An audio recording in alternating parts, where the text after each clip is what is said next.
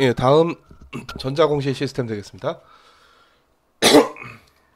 자, 기업들의 정보를 보다 이 퍼블릭하게 또 투명하게 뭐 사실 그 투자자가 별로 없는 기업들이라면 굳이 그럴 필요가 없겠지만은 투자자뿐만 아니라 그 주주죠 주주뿐만 아니라 여기에 그 저 이 돈을 빌려준 그러니까 부채 뭐 은행도 있을 수도 있고 채권자일 수도 있고 뭐 이런 포함한 모든 그 이해관계자들이 많은 그런 기업들은 그 기업의 그 중요한 정보를 좀 그 투명하게 공개를 하는 게 낫겠죠.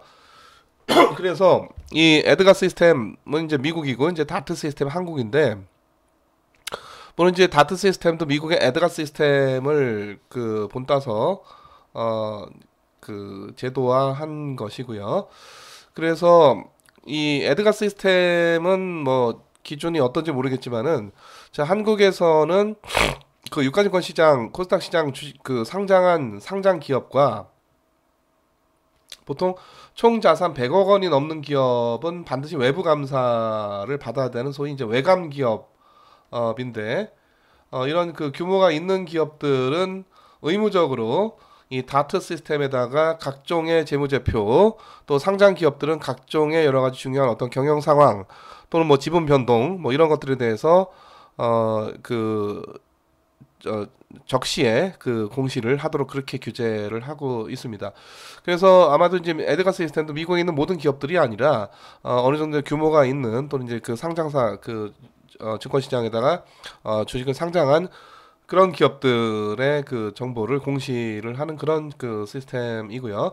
그래서 여러분들이 한번 직접 그 이 dart.ffs.or.kr 여기 사이트 들어가서 뭐 삼성전자도 좋고 여러분들이 관심 있어하는 뭐 어떤 기업이 있는지 하나 선택을 해가지고 그 기업이 그 어떤 그 정보를 공시를 하는가. 당연히 우리가 지금까지 보았던 대차대표 손익계산서 포함한 기타 현금 흐름표 등등의 여러 재무제표는 당연히 공시를 해야 되는 것이고 특히 이제 상장사 같은 경우에는 적어도 재무제표는 1년에 4번 공개를 해야 됩니다. 그래서 반기보고서, 분기보고서, 사업보고서에서 각 분기마다 이 보고서 공시 그 재무제표를 보고를 해야 되고 이 사이트는 온라인 사이트니까 그 누구나 들어가서 그 기업의 그 관련된 정보를 적어도 재무제표 정도 이상은 볼 수가 있겠습니다.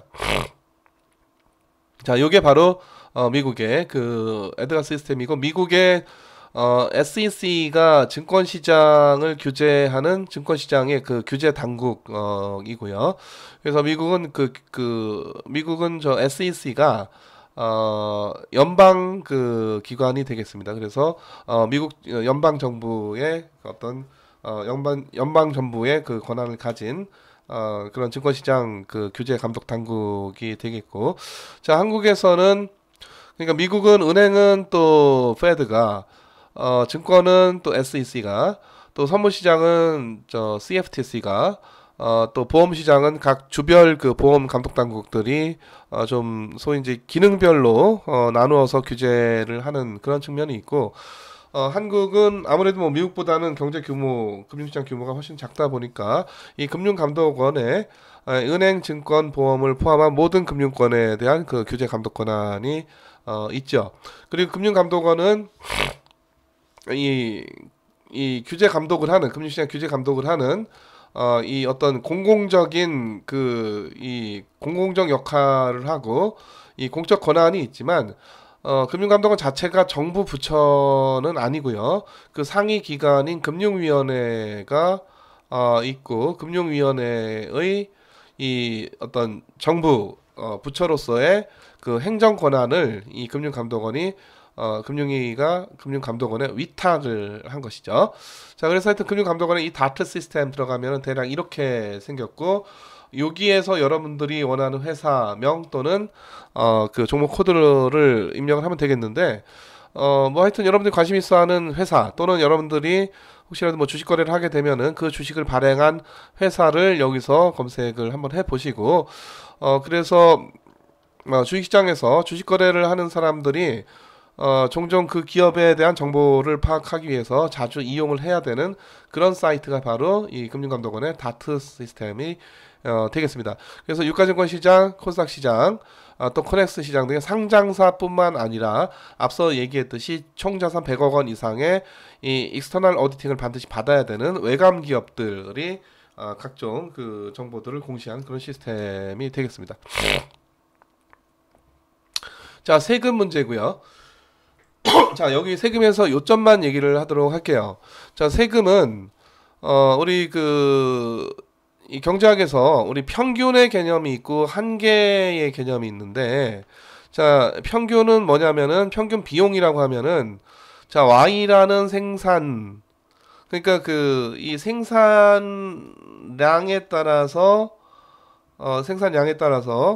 이 비용이 달라지죠. 여기 이제 그 생산량에 따라서 비용이 달라지는 건데, 자, 예를 들어서 지금 요점이 나타내는 거는 Y를 생산하는데 요만큼의 비용이 들어간다 이런 얘기고, 그래서 지금 우리가 이 원점과 이 점을 이렇게 연결해서 이 기울기, 그게 뭐냐면은 Y분의 C가 되죠. 요게 바로 평균 비용이고요. 한계 비용이라고 하는 거는 요 Y에서 Y를 추가적으로 약간 더 생산을 할 때 비용이 얼마나 더 늘어나느냐 하니까 바로 이 점에서 그 기울기가 돼서 소위 이 비용 함수를 미분해서 구하는 그런 개념이 바로 또 한계 비용이 되겠습니다. 그래서 아마 여러분들 경제학 공부할 때 그 한계 자가 들어가면 이제 미분한다 이렇게도 이제 많이 알고 있는 경우가 많은데, 그래서 지금 세율도 마찬가지가 되겠어요. 그래서 평균 세율 개념이 있고 한계 세율 개념이 있는데, 요 한계 세율 개념이 이거 상당히 좀 중요하고, 요게 이제 기본적으로 이제 세금 문제는 이 기본적인 이제 한계 세율을 바탕으로 해서 계산이 되는 것이고, 이런 식으로 계산되는 거를 뭐 사실 다른 분야에도 좀 많이 응용할 수가 있는 그런 문제가 되겠는데요. 자, 일단 그 회사 A가 아까 우리가 에비트가 있고, 그 에비트에서 이제 인트레스트 페이드 된 이자 빼면은 요게 이제 과세 대상 소득이라고 하는 거, 여기다가 이제 법인세가 부과가 되는 건데, 자, 하여튼 과세 대상 소득이 400만 달러라고 합시다. 400만 달러. 자, 그럼 이제 세금 얼마 내야 되느냐 하는 건데, 물론 이제 제도적으로 이제 미국의 법인세는 연방정부세도 내야 되고 이제 주정부세도 내야 되고 뭐 그런 건데요. 자, 하여튼 여기서는 우리가 연방정부 법인세율을 가지고 한번 계산해보자 뭐 이런 이그젬플이고, 이 세율은 뭐 자주 변해요. 한국도 그렇고 미국도 그렇고. 그래서 지금 우리 이 교과서에서는 지금 이 이그젬플, 그러니까 각 구간별 한계 세율 이 표를 바탕으로 해서 이 400만 달러의 과표, 과세 표준, 그러니까 과세 대상 소득이 생겼을 때 세금이 어떻게 되느냐를 계산해봐라 이런 건데, 400만 달러가 이 구간에 들어가거든요. 그래서 여기 보면 34%네 해가지고 여기다가 곱하기 0.34를 해서 세금을 구하면은 안 되겠습니다. 그렇게 구하면 안 되고, 자, 400만 달러가 되는데 제로에서 5만 달러까지는 15%가 적용이 돼요. 그리고 5만 달러를 넘어서 7만 5천 달러까지는 25%가 적용이 돼. 그러니까 구간별로 다른 거죠. 자, 0에서 5만 달러까지는 15%가 적용이 되고, 그리고 5만 달러에서 얼마까지? 7만 5천 달러까지는 25%가 적용이 돼요. 그래서 계속 이렇게 사각형의 크기를 합쳐 나가는 건데, 자, 또 7만 5천에서 10만 달러까지는 또 얼마 34%가 또 적용이 되고, 그러니까 요거 이제 0.15, 0.25, 요거 0.34 뭐 이렇게 되겠죠. 10만에서 33만 꽤 뭐네요. 33만까지는 39%가 적용이 되고, 다시 또 이 33만 5천 달러를 넘는 100만 달러, 1000만 달러까지는 조금 다시 또 내려와서 34%가 적용이 되는 적용되는 그런 표가 되겠습니다. 그래서 이 400만 달러에 대한 텍스를 계산을 하는데, 이걸 곱하라는 얘기가 아니라 자, 구간별로 5만 달러까지는 15%, 거기서 다 추가적으로 5만 달러 이상의 7만 5천 달러까지는 25%, 또 추가적으로 그 이상의 10만 달러까지 34%, 또 그 이상에는 그 10만 달러 넘는 33만 5천 달러까지는 39%, 또 33만 5천 달러에서 400만 달러, 이 중간에 어딘가 있겠죠. 400만 달러, 이 1000만 달러니까 거기까지는 34%. 이런 식으로 계산이 된다고요. 이런 식으로. 자, 그래서 지금 추가적으로 1달러가 과세 대상 소득이 하나 더 생길 때 여기다 이제 우리가 어떤 세율이 적용됩니까? 이 세율이 적용되겠죠. 추가적인 1달러에 대해서 우리가 이 적용되는 세율은 이 34%고 요게 바로 그래서 다 한계 세율이 되는 겁니다. 한계 세율. 우리가 앞서 그 한계 비용 얘기할 때 추가적인 Y를 추가로 조금 더 추가 Y를 추가적으로 더 생산을 하고자 할 때 비용이 얼마 드느냐, 그 문제가 우리가 한계 비용이다 그렇게 얘기를 했듯이, 자, 추가적인 그 과세 대상 소득이 늘어날 때 적용되는 세율, 그게 바로 한계 세율이 되겠고, 지금 이 이그젬플은 400만 달러가 바로 이 구간에 속해 있기 때문에 한계 세율은 34%가 되겠습니다. 그 이전에 있는 이 세율들은 다 구간에서 지나온 거죠. 자, 근데 지금 이 사례는 좀 우연히도 그래서 400만 달러 중에서 136만 달러를 세금 냈다 그거거든요. 이게 바로 평균 세율이에요. 평균 세율인데 계산을 해보면 우연히 그냥 34%로 일치를 하게 되겠습니다. 그래서 이 이그젬플에서 여러분들 주의하셔야 되는 거는 지금 400만 달러가 여기 있다고 해서 34%를 곱해서 그 세금 계산해라 그 얘기가 아니고, 각 구간별로 한계 세율을 감안을 해가지고 이런 식으로 계산을 해줘야 되는 거고, 하지만 이 이그젬플은 좀 우연히 총 그 과세 대상 소득 중에서 세금 낸 거 이거 따져보니까 34%, 평균 세율도 34%고 한계 세율도 우연히 34%인 그런 상황이 되겠고요. 자, 한계 세율이 왜 중요하냐면은 우리가 경제학에서 그 한계라는 말이 잘 들어가는데, 자, 한계적으로 내가 어떤 특정 행위를 한 단위 더 할 것이냐 말 것이냐 이거 따지고 있는 거죠. 이거에 대해서 마지널 베네핏이 있고 마지널 코스트가 있는 거예요. 자, 내가 사과를 하나 더 먹을까 말까, 하나를 더 먹을 때에 마지널 베네피트가 있고 마지널 코스트가 있어서 요게 이제 더 크면은 한 단위 더 먹는 거고, 이게 그렇지 않으면은 이거 안 되겠다 다시 거꾸로 가게 되는 거죠. 그래서 결국 이제 균형적으로는 마지널 베네피트하고 마지널 코스트가 일치하는 데서 우리가 소위 이제 어떤 의사결정이 이루어진다. 경제학에서 다 이런 얘기란 말이죠. 이게 소위 경제학에서 이제 제본스, 맹거, 왈라스라고 하는 소위 그 오스트리아파 그 소위 이제 한계 혁명이 되겠는데, 그 이전에는 그래서 이런 한계 개념이 없었어요. 뭔가 추가적인 하나 행위에 대해서 거기서 한계적으로 추가적인 비용과 베네핏이 어떻게 되느냐 이런 개념이 없었었고, 이 오스트리아 합파 때부터 소위 이제 한계 혁명 이후로 경제학이 좀 더 체계화가 됐고, 그래서 우리가 한계 문제를 다룰 때 여기 이제 우리가 미분이 적용이 된단 말이죠. 자, 그래서 지금 여기서도 자, 지금 이 어떤 투자를 하게 되면은 이 소득이 늘어나고, 근데 소득이 예를 들어서 추가적으로 지금은 이제 과세 대상 소득이 이제 400만 달러인데 여기서 추가적으로 100만 달러가 더 늘어나게 되면은 이제 세금을 얼마 낼 것인가, 이걸 이제 궁리를 좀 해볼 필요가 있어요. 그래서 이 투자를 할 것인가 말 것인가 결정하는 데 있어서 세금 빼고 나서 세후 이익이 어느 정도 되느냐는 생각을 해야 되는 거니까. 자, 근데 지금 우리가 400만 달러에서 과세 대상 소득을 조금 크게 잡았는데 추가적인 1달러의 소득이 더 생길 때 세금이 얼마나 증가하겠느냐를 따질 때는 우리가 한계 세율을 봐야 되는 거고, 1달러에 대해서 우리가 앞서 봤듯이 34%니까 0.34달러의 세금이 추가적으로 발생한다 라는 것이고요.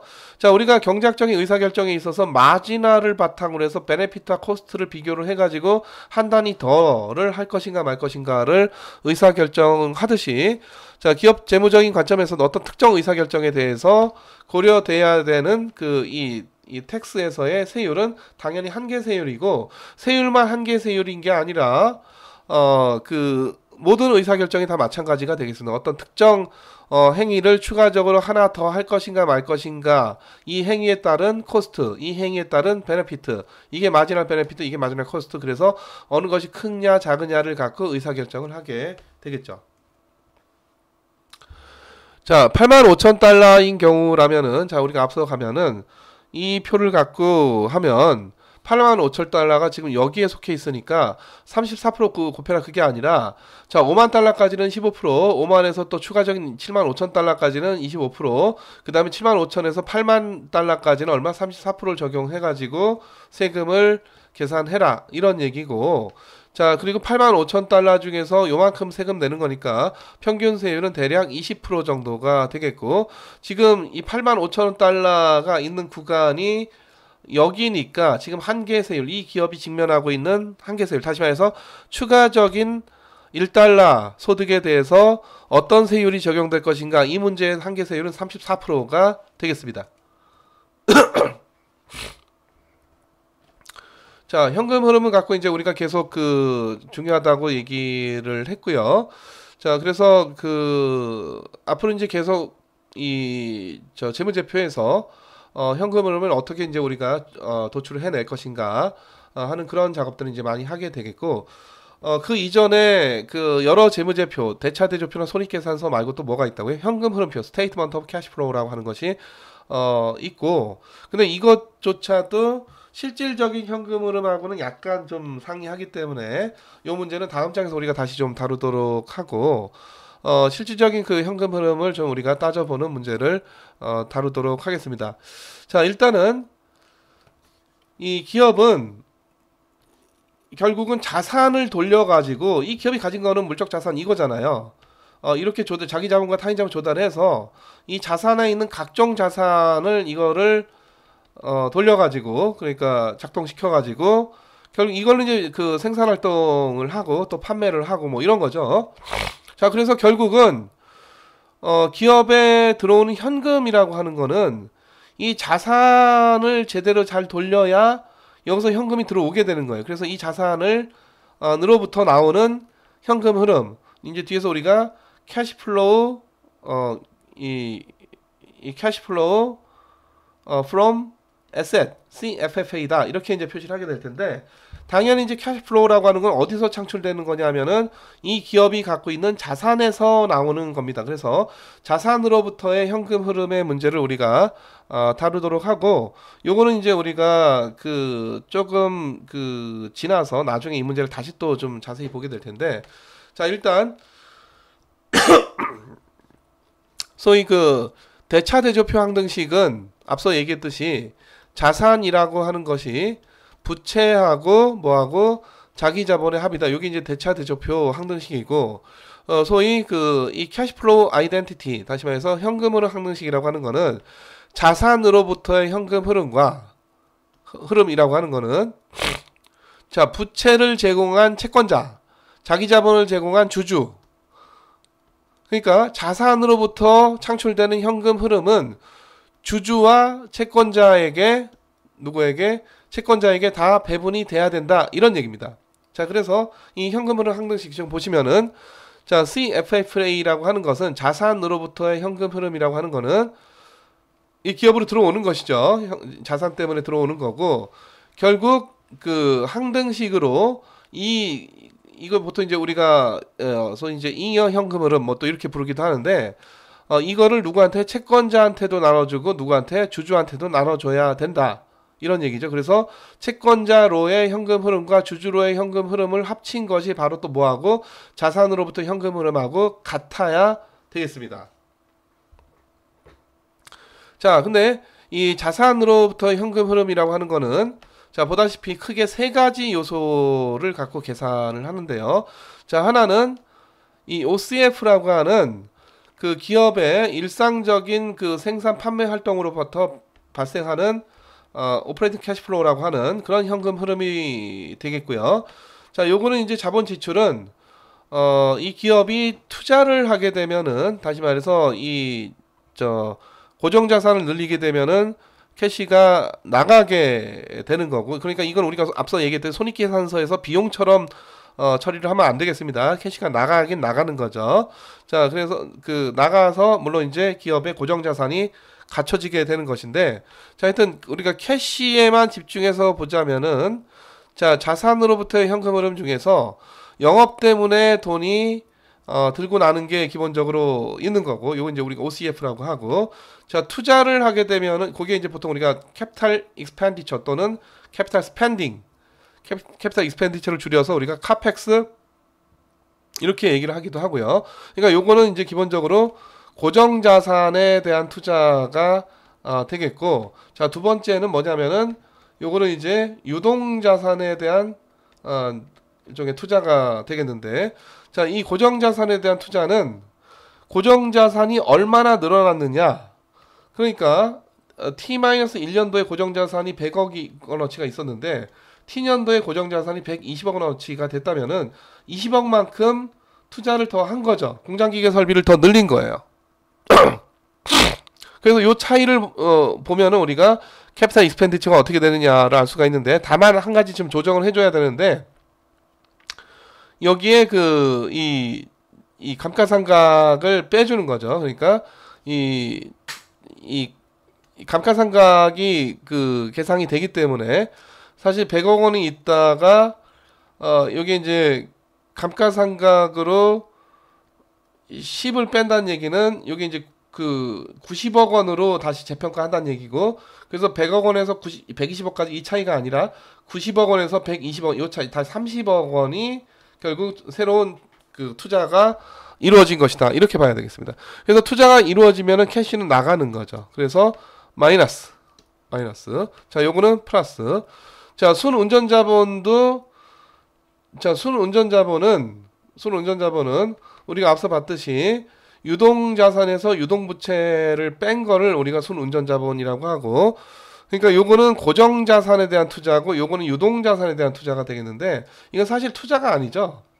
의미 있는 투자는 이건데 요거는 좀 의미가 떨어지는 투자인데, 요것도 이제 우리가 뭐 굳이 유동자산에 대한 투자라고 보는 거죠. 유동자산에 이 현금 이 현금이 포함되긴 하지만은 그 현금 자체가 아니고 현금보다 좀 약간 덜 유동적인 자산을 들고 있다 하더라도 이건 상당히 덜 유동적인 자산이고 유동자산에 대한 투자를 보겠다라고 하는 것이고, 그래서 순운전자본의 변화를 갖고 그 돈이 나갔다고 보는 것입니다. 캐시가 나갔다. 캐시가. 그래서 이건 이제 마이너스가 되겠어요. 자, 그래서 여러분 이 이그젬플을 갖고 앞서 했던 얘기를 좀 더 구체적으로 좀 살펴보도록 하겠습니다. 자, 지금 2014년도하고 2015년도의 대차 대조표와, 자, 2015년도에 같은 기업이죠. 손익계산서가 있고요. 자, 일단 영업현금흐름 OCF는요. 요거 이제 여러분들이 이 식을 꼭 좀 기억을 해야 되는데, 원래 이제 매출에서 그 매출 원가를 빼면 이제 매출 총이익이고, 여기서 이제 감가상각을 빼면은 요게 바로 그 에비트 영업이익이 되겠는데, 이 감가상각이 실은 현금이 나간 게 아니잖아요. 그래서 요거를 되돌려 줍니다. 그래서 에비트에다가 감가상각을 되돌려줘요. 그래서 이만큼 이제 현금이 그 영업 때문에 들어왔다라는 OCF, 오퍼레이팅 캐시플로우죠. 자, 그리고 여기에 이제 그 나가는 게 뭐 이자 뭐 이런 건데, 이자는 영업 활동이 아니기 때문에 이건 이제 금융 비용으로 치기 때문에 지금 우리가 OCF에서는 가만히 안 되고 이제 이자 빼고 텍스 법인세 내는데, 법인세는 실제 현금이 그 나가는 것으로서 우리가 세금을 빼줘야 되겠습니다. 그래서 결국은 이 에비트가 영업이익인데, 영업이익에서 감가상각을 오히려 복구시켜 더해주는 거는 현금이 안 나갔는데 감가상각이 그 현금이 나간 것처럼 계산된 게 에비트니까 여기다가 감가상각을 다시 복구를 시켜주고, 자, 추가적으로 우리가 세금, 이자는 금융비용이기 때문에 영업활동이 아니에요. 그래서 이자는 우리가 따지지 않고 텍스 나간 거를 빼서 우리가 OCF를 계산을 하게 되겠습니다. 자, 그리고 자, 에비트. 물론 이제 그 실제 정확한 그 회계는 지금 여기 우리가 매출 총 이익에서 감가상각 빼고 뭔가 또 뭐 추가적으로 좀 세부적인 항목이 있을 수도 있겠는데 대략 개념은 그렇다는 거고. 자, 이거 외에 소위 이제 EBITDA, 그러니까 Earning Before Interest, Tax and Depreciation. 또 하나는 EBITDA. 이건 Depreciation and Amortization인데 둘 다 감가상각인데 디프리시에이션은 보통 유형 자산의 감가상각을 얘기를 하고 아모르타이제이션은 주로 뭐를 무형 자산의 감가상각을 얘기를 합니다. 자, 하여튼 우리가 OCF는 그 에비트에서 감가상각을 복구를 해주고 빼기 세금하는 거고, 그래서 지금 이 앞서 이 대차대조표와 손익계산서 이 기업 보면은 지금 694 요게 에비트고 감가상각을 더해주고 요건 더해주고, 그리고 자, 이자 이건 우리 생각하지 말고 뭐를 텍스 요만큼 낸 거 요건 이제 빼주면은 여기서 바로 OCF가 계산이 되겠습니다. 그게 바로 얼마다? 547달러다 이 얘기고요. 자, 그래서 이게 그 양수가 나왔다는 거는 영업활동을 통해서 현금이 창출되고 있다는 얘긴데, 이게 만약에 마이너스가 나왔다 그러면은 뭐 기업이 좋은 상태가 문제가 뭔가 결함이 있는 그 상태라는 얘기죠. 자, 순자본 지출은 결국은 그 투자인데 고정자산 고정자산. 그래서 그 이 순자본 지출은 그러니까 고정자산을 매입을 하게 되면은 공장기계 설비를 매입을 하게 되면은 현금이 나가는 거고요. 잘 팔리지는 않지만 자기네가 만약에 토지나 부동산이나 또는 빌딩이나 어떤 공장을 팔았다, 매각. 요거 이제 이거 매입을 보통 우리가 인베스트먼트, 이런 매각하면 현금이 생기잖아. 그래서 요걸 보통 우리가 엑시트 또는 다이베스트먼트, 다시 말해서 인베스트먼트의 역외행이다 이런 얘기죠. 그렇게 얘기를 합니다. 그래서 이 고정자산이 공장기계 설비인데 이거를 이제 매입할 때는 현금이 이 소진이 되는 거, 나가는 거고 익스펜디처가 있는 거죠. 그리고 이 자기네가 갖고 있던 공장기계 설비를 만약에 팔면은 현금이 들어오게 되겠고요. 매입을 하면은 고정자산이 늘어나고 매각을 하게 되면 고정자산이 줄어들게 되겠죠. 자, 그게 바로 이 손자본 지출인데, 요거 이제 계산을 할 때 결국은 두 개 연도 간에 결국은 이제 그 고정자산을 뭐 샀다 팔았다 하고 또 역시 또 뭐 그런 게 이제 다 들어갈 텐데, 그래서 하여튼 2014년도에는 1644였고 2015년도에는 1709니까 네팅하면은 결국은 뭐 샀다 팔았다 하는 와중에 이만큼 그 증가를 한 거죠. 이 고정자산이. 그래서 요거 이 차이만큼 투자가 됐다고 볼 수가 있는 건데, 한 가지 또 고려를 해야 되는 거는 이 1644만큼으로 평가가 됐던 고정자산이 그 다음 연도에는 감가상각 65가 있기 때문에 원래 1644에다가 빼기 65로 평가가 돼야 될 텐데, 그게 뭔가 그 해에 뭔가를 해서 결국 뭐가 된 거야? 1709가 된 거고, 요게 바로 순자본 지출이 얼마만큼 일어났느냐를 나타내는 게 되는 것이죠. 그래서 결국 1644와 1709의 차이가 아니라 1644에서 65를 빼고 그것과 1709와의 차이를 계산하면 그게 바로 130달러고, 이만큼 고정자산이 결국 늘어난 거니까 캐시가 이만큼 나갔다. 그래서 이건 마이너스로 들어가야 되겠습니다. 그 CFFA에. 자, 순자본 지출이 지금 이제 이게 양인 경우고, 그래서 CFFA는 우리가 빼줘야 된다는 얘기고요. 순자본 지출을 계산하니까 음도 된다. 이게 무슨 얘기냐면은 전년도에 그 고정자산이 1000이었고 그 다음 연도에 감가상각이 100만큼 일어났는데 또 불구하고 그 해에 고정자산이 800으로 평가가 되면은, 그러니까 이게 사실 빼면 900인데 안 늘어나고 줄었다는 얘기고, 이 얘기는 고정자산을 팔았다는 얘기죠. 그러니까 감가상각 때문에 줄어드는 것도 있지만은 고정자산을 팔아가지고 그 900으로 평가되는 고정자산 중에 100만큼 팔아서 800이 됐다. 이런 경우에는 순 자본 지출이 마이너스가 되고, 자 이때는 그 고정자산을 매입한 것보다 매각, 다시 말해서 투자 회수죠. 회수, 엑시트 한 게 더 많은 그런 상황이다. 그러면 이제 요거는 마이너스가 되고 CFFA는 그게 마이너스 붙여서 들어가니까 CFFA는 플러스로 들어가게 되겠습니다. 자, 그래서 CFFA에 대한 식을 다시 한번 여러분들이 영업 현금 흐름은 플러스로, 자본 지출은 마이너스로. 자, 순 운전자본 유동자산, 이거는 고정자산 투자고 이건 유동자산 투자인데 이건 마이너스로 들어가게 된다라는 것이고요. 자, 그래서 보다시피 이 순 자본 지출은 130이 됐고, 자 다음, 자 순 운전자본의 유동자산 빼기 유동부채잖아요. 그렇죠? 그래서 얼마나 이제 순 운전자본이 늘어났느냐를 보면은 순 운전자본에 대한 투자를 그만큼 늘렸다. 투자를 늘리면서 그만큼 캐시가 지출됐다로 이제 우리가 보게 되는 것이죠. 자, 그래서 2015년도의 순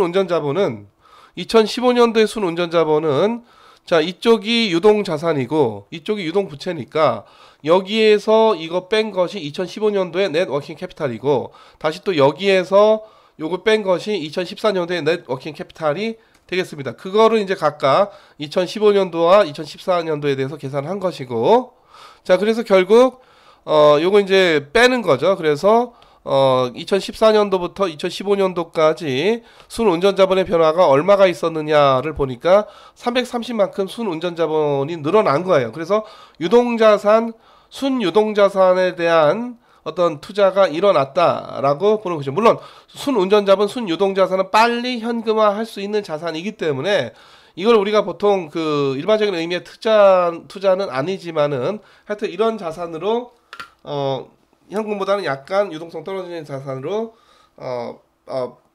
바꿔서 갖고 있다, 이런 얘기고, 그래서 이걸 종합적으로 계산을 하면은 결국 이제 CFFA가 OCF에서 자본 지출을 빼고 고정자산에 대한 투자를 빼고 순 운전자본에 대한 투자도 빼요. 그래서 요 현금이 들어오고 이제 현금이 나갔다 이렇게 봐서 결국 자산으로부터의 이 아시아퍼시픽 이 기업의 이 자산으로부터의 현금 흐름은 87달러로 계산이 됐고, 이게 결국은 누구한테? 채권자와 주주에게 다 흘러 들어가게 된다. 이게 바로 현금 흐름 항등식이죠. 자, 그래서 자본 공급자, 자본 공여자, 하나는 채권자고 하나는 주주가 되겠는데, 자, 하나씩 봅시다. 자, 그 이전에 CFFA를 Cash Flow from Assets을 우리가 때에 따라서는 Free Cash Flow다 이렇게 부르기도 하고요. 자, 그래서 이렇게 자산을 잘 우리가 활용을 해가지고 이만큼의 캐시가 창출이 됐으니까 결국은 자본을, 자, 차변으로부터 창출된 이 이익을, 잉여 현금 흐름을 누구한테? 당연히 이 기업의 자산을 있게 해준 이가 채권자하고 주주란 말이에요. 그래서 이 사람들에게 당연히 배분을 해줘야 되는 것이죠. 자, 그래서 CFFA를 때에 따라서 우리가 잉여 현금 흐름이다, 프리 캐시 플로우다 이렇게 부르기도 하고요. 자, 채권자로의 현금 흐름을 보면은, 자, 채권자 현금 흐름은 일단 이자가 지급이 되면은 채권자한테 현금 흐름이 들어가는 거고, 자, 순신규 차입금은, 자, 예를 들어서 차입금이 50이었는데 차입금이 60으로 늘었다는 얘기는, 요거는 채권자들로부터 더 빌려서 돈이 들어왔다는 얘기죠. 자, 50에서 만약에 순차입금이 40이 됐다는 얘기는 신만큼을 갚았다는 얘기예요. 그래서 돈이 나간 겁니다. 자, 그래서 자, 새로 신규 차입금은 마이너스로 들어가게 되겠습니다. 그래서 이 차입금 규모가 늘어났다는 얘기는 돈을 더 조달했다는 얘기고, 줄어들었다는 얘기는 상환했다는 얘기가 되므로 이자는, 자, 채권자로의 현금 흐름이니까 이자 지급된 거는 그대로 계산이 되고 순신규 차입금이 있는지를 살펴서 마이너스가 되겠고요. 자, 그래서 지금 손익계산서를 보면은 자, 보다시피 이자가 70달러가 누구한테? 채권자한테 현금 흐름 발생했고, 자, 그리고 또 하나는 이 차입금을 보면은, 자, 차입금이 여기도 유동부채도 부채고 이 장기부채도 부채인데, 이 유동부채와 유동자산은 우리가 앞서 CFFA를 계산할 때 순운전자본 변화를 갖고 유동자산에 대한 투자가 어느 정도 되느냐, 그거 할 때 이미 계산이 쓰였죠. 그래서 지금 채권자로의 현금 흐름은 이 유동부채 빼고 장기부채에 대해서만 보시면 되겠습니다. 자, 그래서 408에서 454로 늘어났다는 얘기는 추가로 더 빌렸다는 얘기니까 이 차이만큼 기업으로 돈이 들어왔다는 얘기죠. 그러니까 채권자로의 현금 흐름에서 마이너스가 되겠습니다. 그래서 이 70달러는 채권자로의 현금 흐름에 플러스로 들어가게 되고, 자, 지금 이 차입금의 변화만큼 추가로 더 빌렸다는 얘기니까 이건 채권자로의 현금 흐름에서 마이너스로 계산이 된다. 자, 그래서 지금 보시면은 요만큼의 이자가 나갔고 채권자로의 현금 흐름이고요. 장기부채가 지금 이만큼 증가돼서 요건 이제 마이너스가 돼서 결국 채권자로의 현금 흐름은 얼마가 되고 24달러가 되고, 자, 남은 건 이제 주주로의 현금 흐름인데, 이것도 그 채권자 비슷하죠. 채권자한테 이자 지급하듯이 주주한테 배당금 지급하고요.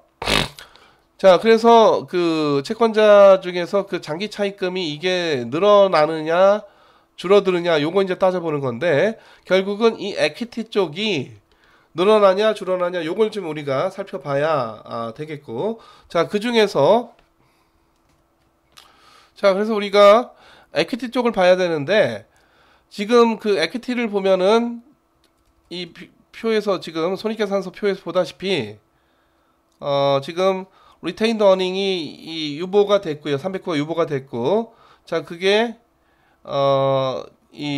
여기 추가적으로 쌓이게 되는 것이죠. 리테인드 어닝으로. 자, 근데 요거는 그야말로 유보가 됐기 때문에 주주한테 안 갔어요. 주주한테 안 간 거니까 요거는 주주로의 현금 흐름에 고려를 안 하는 것이고, 자, 지금 그 배당으로 얼마가 디비던드 얼마만큼 103만큼 주주한테로 갔습니다. 주주로의 현금 흐름이고요.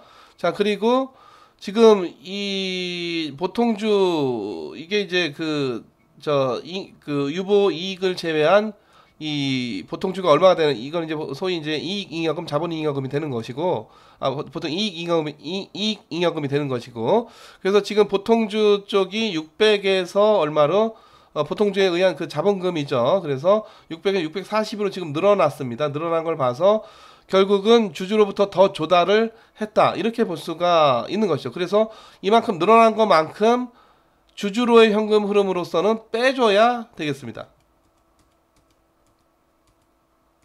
자, 그래서 다시 여기 와서, 자, 103만큼 배당이 있었고요. 자, 보통주와 이익잉여금 말고 자본잉여금, 요게 이제 계속 이제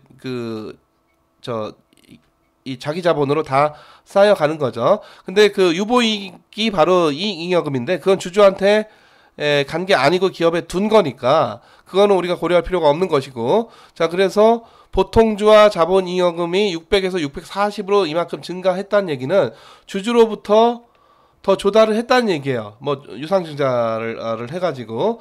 그래서 요거는 주주로의 현금 흐름에서 마이너스로 작용을 해가지고 결국은 이제 63달러만큼이 주주로 분배가 되겠습니다. 그래서 결국 따져보면은 CFFA가 결국 채권자한테는 이만큼 가고 주주한테는 이만큼 가는 이 항등식을 우리가 확인을 해볼 수가 있겠다 라는 말씀이고요. 자, 이제 거의 이제 마지막인데, 여기 나온 이 모든 용어 다 외우세요.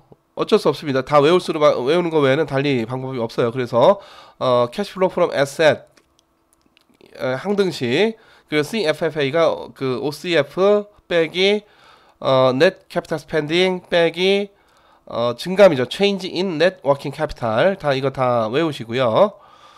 그래서 또 채권자로의 현금 흐름, 그리고 주주로의 현금 흐름도, 자, 이 공식도 보고 앞서 우리가 이그샘플을 갖고 자, 어떻게 계산하는지를 잘 봐야 되겠는데, 좀 주의해야 되는 거는 채권자로의 현금 흐름 계산할 때 이자 지급하는 거, 또 주주한테 배당 지급하는 거, 이거 우리가 자연스럽게 알 수가 있는 거고, 이 차입금이 늘어났느냐, 그 이제 돈이 더 들어왔다는 거니까 주주로 현금을 빼기가 되는 거죠. 그래서 요거로 이 차입금을 볼 때 유동부채 쪽은 빼고 본다. 왜냐하면 그거는 이 그 CFFA를 계산할 때 요때 이미 계산이 됐던 것이고요. 자, 또 하나 이쪽 그 주주 쪽에서도 주주로 현금 흐름할 때 배당이 그만큼 나가는 거고 그 새로운 그 유상증자가 얼마나 있었느냐 이건데 리테인드 어닝 쪽은 우리가 고려할 필요가 없겠습니다. 그건 주주한테 가는 게 아니고 그냥 기업에 남기는 것이기 때문에 그건 고려할 필요가 없고, 이 common stock and paid in surplus라고 하는 보통주와 이익 잉여금이 아닌 자본 잉여금, 요게 바로 이제 그 주식을 추가로 발행할 때 더 커지게 되는 것인데, 이게 커지게 되면 그만큼 또 빼기로 우리가 계산을 해야 된다는 것이고, 그래서 지금 그 CFFA와 결국 요거하고 요거를 채권자로 현금흐름, 주주로 현금흐름 요걸 더하면은 같아야 된다라는 게 바로 요 첫 번째 식이 되는 것이죠. 자, 요 과제는 여러분들이 제출할 필요는 없지만 그래도 문제를 한번 풀어보시기 바라고요. 자, 추가적으로 우리 이번 2장 공부하면서 다트 시스템, 그러니까 금융감독원의 그 dart.ffs.or.kr 다트 시스템을 얘기를 했고, 미국의 에드가 시스템을 언급을 했고요. 자, 여기서 한번 여러분들이 관심 있는 기업, 또는 여러분들 혹시라도 주식 투자 요즘 뭐 글쎄 뭐 20, 30대가 주식 투자 많이 하는 게 바람직한지는 잘 모르겠습니다만은 최근 와서 20, 30대가 그 동학개미 많이 한다고 하니까 혹여라도 주식 투자를 하고 있으면은 자기가 주식 갖고 있는 그 기업, 그 주식을 발행한 그 기업을 이 다트에서 찾아서 적어도 주식 투자하는 사람들은 이거 정도는 봐가면서 주식 투자하는 게 바람직하다, 이렇게 볼 수가 있고요. 자, 그래서 여기서 한번 여러분들이 여기에 공시된 그 최근에 그 정기 보고서가 주로 이제 반기 보고서, 분기 보고서, 사업 보고서 등이 되겠고, 거기에 그 대차 대조표와 손익계산서 당연히 있고요. 이거 외에도 현금 흐름표 또는 뭐 이익 잉여금 처분 계산서 등등의 여러 가지 재무제표들이 다 있습니다. 자, 그 중에서 대차 대조표와 BS하고 IS를 찾아서 여기서 유동자산, 유동부채, 고정자산, 장기부채 등등등 이런 거 어떻게 되는지 한번 찾아서 한번 찾아보시기 바라고요. 자, 또 하나는 그 이 IFRS를 따라야 하는 큰 기업은 그 자기의 어떤 계열관계나 특수관계가 있는 그런 기업들에 대해서는 연결 재무제표를 또 작성을 해야 됩니다. 그래서 어떤 기업들은 별개의 어떤 자기 기업만의 독립적인 재무제표도 있고, 함께 연결 재무제표 또는 결합 재무제표도 같이 제공된 경우도 있으니까 그것도 한번 여러분들이 찾아보시기 바랍니다. 네, 여러분 수고 많으셨고요. 그럼 이상으로 우리 2장을 마치도록 하겠습니다. 예, 고생 많으셨습니다. 네, 여러분 이제 3장 들어가겠습니다. 자, 이번 3장에서는 우리가 그 앞서 봤던 그 대차 대조표와 손익계산서에다가 또 현금 흐름표가 등장하게 되고, 이런 여러 가지 파이낸셜 스테이트먼트, 다시 말해서 재무제표들을 갖고 뭐 여러 가지 작업들을 하는 건데, 주로 이제 현금 흐름을 그 추출해내는 그런 작업이 이루어지게 되겠습니다.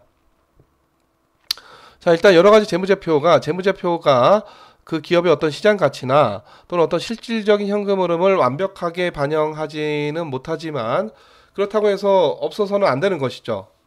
또 기본적으로 이 회계라고 하는 것은 또 굉장히 또 그 이 기업이 꼭 잘 해야 되는 중요한 영역이고, 하여튼 회계 재무제표를 잘 작성을 해야 그 기업의 지금 상황이 어떠냐 또는 그 재산 상황이 어떠냐 등등을 좀 명확하게 그 볼 수가 있는데, 그렇다고 해서 앞서 노차 얘기했듯이 그 재무제표가 모든 걸 완벽하게 잘 나타내지는 못한다. 특히 현금 흐름이라든가 또는 어떤 그 장부가가 아닌 어떤 시장 가치 등을 정확히 반영하기는 여러모로 어려움이 있다.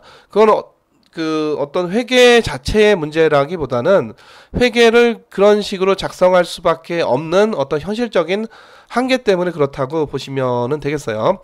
그러니까 우리가 손익계산서를 얘기할 때 앞서 발생주의 원칙이라든가 수익과 비용의 어떤 대응 원칙이라든가 이런 원칙들이 있는데, 이런 원칙들을 적용하지 않고는 우리가 어떻게 이 장부 자체를 작성하기가 너무 어렵기 때문에 이런 그 기준들이 있는 거고, 도대체 어떤 기준들을 이제 우리가 적용을 해야 되느냐를 주로 회계학자들이 연구를 하고 있고, 회계학이라고 하는 또 하나의 학문 영역이 있는 것이죠. 자, 어찌됐든 그 재무제표에 기업의 여러 가지 재무적인 상황뿐만 아니라 지금 비즈니스는 어느 정도 어떻게 하고 있느냐 등등을 상당히 잘 나타내주고 있다는 것이고, 그래서 재무제표에 이런 그 한계를 인식을 해 가면서도 이걸 잘 이해를 하면, 잘 활용을 하면은 기업에 대해서 많은 정보를 알 수가 있고, 그렇기 때문에 앞서 우리가 이 미국의 에드가 시스템 또는 한국의 다트 시스템에다가 반드시 전자공시를 하라는 그런 그 규제를 하는 것이고, 전자공시의 중요한 사안은 바로 여러 가지 그 회계 재무제표가 되겠습니다. 자, 그래서 기업의 내부자 또는 이해관계자 또는 잠재적인 그런 이해관계자, 내외부자가 기업에 대해서 어떤 기본적인 그런 정보를 그 각종 재무제표를 통해서 그 획득할 수가 있고, 또 이 기업의 경영진 입장에서도 기업 경영 의사결정에 또 중요하게 활용을 할 수가 있겠고요. 앞서도 얘기했듯이 이 기업과 거래를 하려는 뭐 상업거래를 하던 금융거래를 하던, 상업거래는 예를 들어서 이 기업에다 물건 납품을 하려는 기업이고, 이 금융거래는 예를 들어서 이 기업이 채권 발행할 때 우리가 저 채권을 살 것인가 말 것인가, 이 기업이 주식 발행할 때 이 주식을 살 것인가 말 것인가 하는 그런 사람들도, 또는 내가 이 기업에 채권 갖고 있어, 또는 내가 이 기업에 주식 갖고 있어, 이런 사람들도 이 재무제표가 상당히 중요한 정보가 되겠습니다. 물론 완벽하지 못하지만. 그래서 이 완벽하지 못하다고 하는 거는 방금 전에도 얘기했지만 뭐 회계 자체의 문제라기보다는 어떤 현실적인 한계이고요.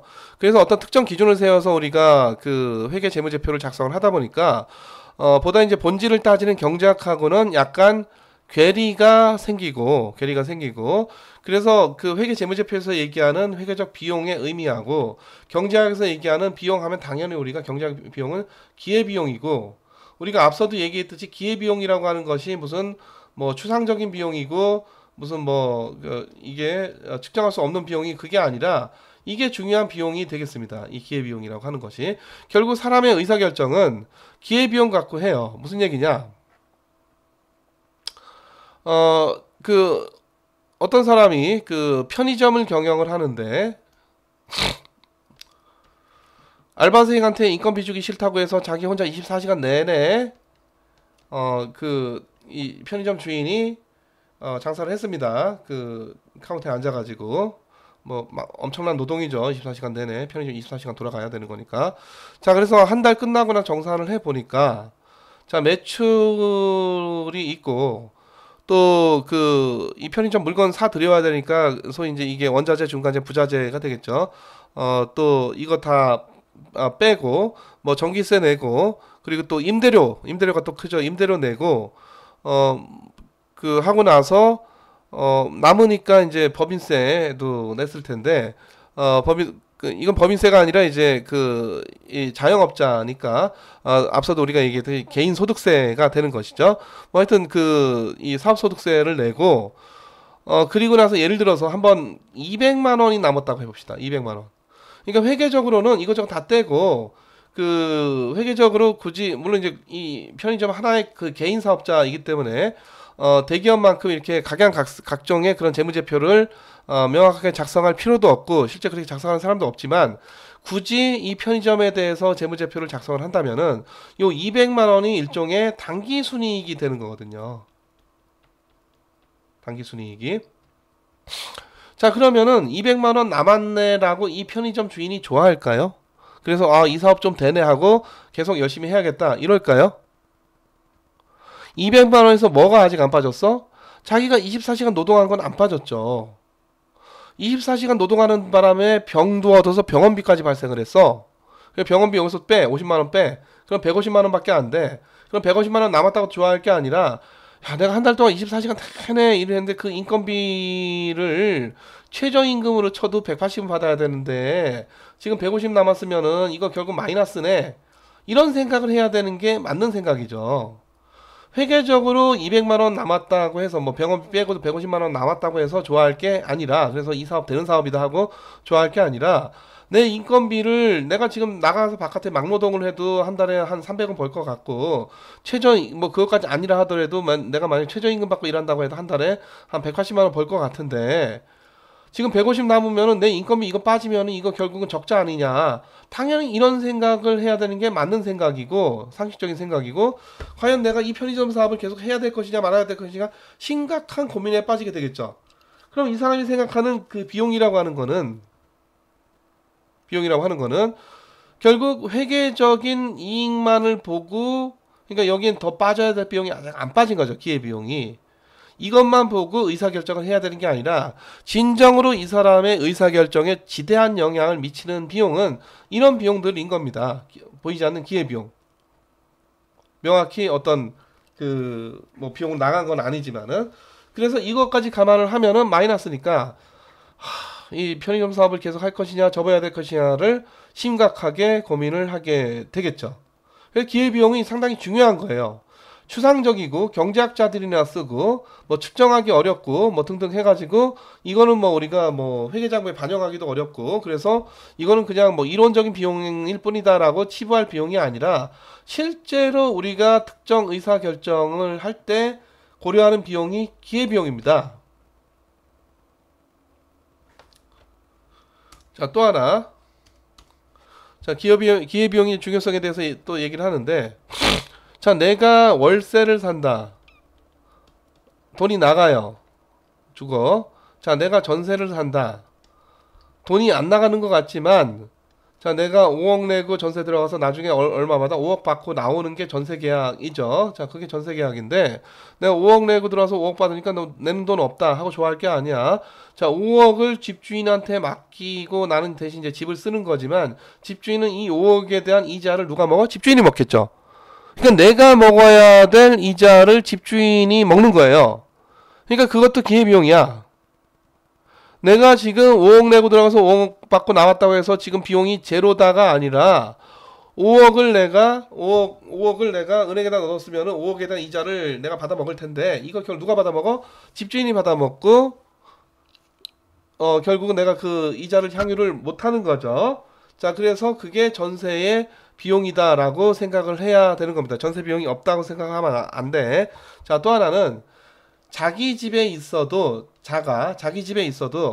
내가 10억짜리 집에 있다라고 해서, 이게 내가 내 집이니까 뭐 월세도 안 나고 전세도 안 나가고 돈 안 나간다고 생각을 할 게 아니라, 자, 내가 지금 이 집에서 지금 내 집에서 사는 바람에 내가 10억을 은행에다 뒀으면 한 1년에 1,500만 원 정도의, 뭐 우리가 1.5% 정도 감안하면은 1,500만 원 정도의 이자가 나올 거고, 한 달로 치면 한 120만 원 정도가 되는데, 10억짜리 집에서 눌러 사는 바람에 한 달에 120만 원 벌 거를 못 벌고 있는 거죠. 돈이 나가는 건 없어요. 내가 내 집에 살고 있으니까. 돈이 안 나가서 비용이 제로다가 아니라, 결국 우리가 기회비용, 암묵적으로 내가 이 집에서 집에서 살고 있기 때문에 한 달에 사실상 얼마를, 10억짜리 집이면은 120만 원 정도를, 20억짜리 집이면 한 달에 얼마를, 한 250만 원 정도를 내고 살고 있는 거랑 마찬가지라고요. 자, 그래서 내가 자가집을 살 거냐, 전세집을 살 거냐, 월세집을 살 거냐, 이 의사결정을 할 때, 자, 월세는 돈이 나가니까 비용이고, 전세 비용 안 나가고, 자가 비용 안 나간다. 이쪽 비용 제로, 이쪽 비용 제로. 이렇게 보면은 안 된다라는 것이죠. 그래서 내가 월세 살 것인가, 전세 살 것인가, 자가 내 집을 살 것인가라는 의사결정을 하는데 있어서도 당연히 뭐가 기회비용이 중요하게 작용을 하게 되겠습니다. 그게 바로 기회비용이고, 그게 바로 본질적인 비용이고, 또 비용의 어떤 실체고, 그게 경작적 비용인데, 회계로는 반영하기가 대단히 어렵다. 그래서 회계적 비용과 경제적 비용이 차이가 날 수밖에 없다라는 말씀이 되겠습니다. 자, 이제 우리는 계속 그 현금 흐름을 발라내는, 분리해내는 그런 작업을 하게 되는데, 자, 그 기업의 여러 가지 경영 활동들을 다 보면은, 기업의 경영 활동이라고 하는 게 이제 뒤에 보면은 영업 활동이 있고, 투자 활동이 있고, 뭐 재무 활동이 있고, 크게 이제 세 가지가 있게 되는데, 자, 뭐 세 가지 다 통틀어서도 소위 이제 그 소스라고 하는 현금의 원천이 된 현금을 발생시키는 행위가 있고, 현금이 이제 use, 그러니까 그 여기 있죠. source of cash, use of cash, 또 application of cash 이렇게 얘기를 하는데 현금의 원천이 되는 현금이 들어오는 행위가 있고 현금이 나가는 행위가 있습니다. 자, 그래서 그 특히 이제 대차 대조표를 보면은 특히 이제 그 차변, 자, 차변 쪽에서 자, 여기 이제 제일 위에 현금이 있는데 현금 말고 다른 쪽 그 자산 항목들 만약 이런 자산 항목들이 늘어났다. 그거는 자산을 샀다는 얘기고 요거는 자산을 샀다는 얘기고 자, 자산을 사는 바람에 현금이 나가게 되는 거죠. 이런 것들은 현금의 이제 사용에 그 해당이 되는 거고요. 자, 그래서 뒤에서 우리가 좀 정리해서 얘기하겠지만 이쪽 그 차변이 있고 대변이 있는데 자, 대변 쪽이 늘어났다. 이거는 현금이 들어오는 거예요. 대변 쪽이 줄어들었다. 그거는 현금이 나가는 겁니다. 그러니까 요거는 그 현금의 원천이 되는 거고 대변이 줄어드는 거는 현금이 나가게 되는 현금의 사용이 되는 것이죠. 자, 차변 쪽은 자, 예를 들어서 어떤 공장을 팔았다. 그러면 현금이 들어오죠. 그러면 이쪽 이 고정자산은 어떻게 돼? 줄어들게 돼. 그래서 자, 이쪽 차변에 이 캐시 빼고 나머지 항목들에 대해서 만약에 자, 이거 왜 이제 뭐 재고자산도 있고 유동자산 중에 고정자산도 있고 그런데 저 유동자산이던 고정자산이던지 간에 캐시 빼고는 만약에 재고가 줄었다는 얘기는 그 재고자산을 팔았다는 얘기고 그 파는 바람에 돈이 들어오는 거예요. 캐시가 들어와. 현금의 원천이죠. 자, 여기 어떤 공장이 있는데 공장을 팔면은 매각하면은 돈이 들어오죠. 이건 현금의 원천. 다시 말해서 그래서 이쪽 차변 쪽은 줄어들면은 현금의 원천이 되고 이쪽이 늘어나면은 이게 늘어나면서 현금이 소진되는 거예요. 이건 현금의 그 줄어들 때는 현금의 원천, source of cash가 되는 것이고 그리고 이 늘어나는 거는 현금을 사용하는 그런 행위가 되겠고 대변은 그 반대가 되겠습니다. 다시 말해서 대변 쪽 항목이 늘어나느냐 줄어드느냐에 따라서 현금의 원천이냐 아니면 현금의 사용이냐를 다시 한번 여러분들이 따져보시기 바라고요. 자, 그러한 대차 대조표상의 변화뿐만 아니라 이런 어떤 임금을 지불한다든가 또는 그 채권자나 소유주에 대해서 뭐 예를 들어서 배당이나 이자를 지불한다든가 자, 이런 것들도 이제 현금을 소진하는 그런 행위들이 되겠습니다. 자, 그래서 자, 이번 주에는 여기까지 자, 재무제표를 보고 이제 우리가 현금 흐름을 여러 가지로 이제 분리를 해낼 건데 무엇이 현금을 발생시키고 그런 현금의 원천이 되는 행위고 또 무엇이 현금을 소진시키는 그런 행위인가를 한번 여러분들이 잘 생각을 해보시기 바라면서 자, 이번 주 3주차 수업은 여기서 마치도록 하겠습니다. 여러분들 고생 많으셨습니다.